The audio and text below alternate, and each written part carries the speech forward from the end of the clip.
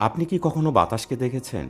না, দেখেননি। কিন্তু যখন গাছের পাতাগুলো হুটহাট মাটিতে লুটোপুটি খায় কিংবা ডালপালা দুলতে থাকে, আপনি নিশ্চিতভাবেই জানেন বাতাস আছে। মানে বাতাসের প্রভাবেই পাতার এই আচরণ।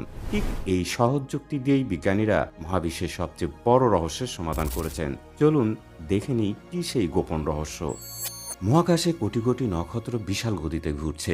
হিসাব অনুযায়ী এদের ছিটকে বেরিয়ে যাওয়ার কথা ছিল, কিন্তু তারা যাচ্ছে না।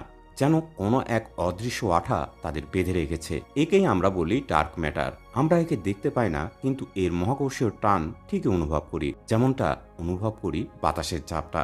অন্যদিকে আবার দেখা যাচ্ছে মহাবিশ্ব শুধু বড়ই হচ্ছে না, বরং এর প্রসারণের গতি প্রতি সেকেন্ডে বাড়ছে। কোনো এক অদৃশ্য শক্তি যেন মহাবিশ্বকে ভিতর থেকে বাইরের দিকে ঠেলছে। বিজ্ঞানীরা এর নাম দিয়েছেন ডার্ক এনার্জি। অর্থাৎ মহাকাশের বস্তুর আচরণ থেকে বিজ্ঞান এটা জেনেছে যে ডার্ক ম্যাটার এবং ডার্ক এনার্জি আছে। যেমনটা আমরা বাতাসকে না দেখলেও পাতার আচরণ দেখেই উপলব্ধি করি। তথ্যটি ভালো লাগলে বন্ধুদের সাথে শেয়ার করুন। হয়তো আপনার মাধ্যমে আরও অনেকে এই বিষয়টি সহজেই বুঝতে পারবে। ভালো লাগলে ফলো করুন, সাবস্ক্রাইব করুন এবং ভালো থাকুন।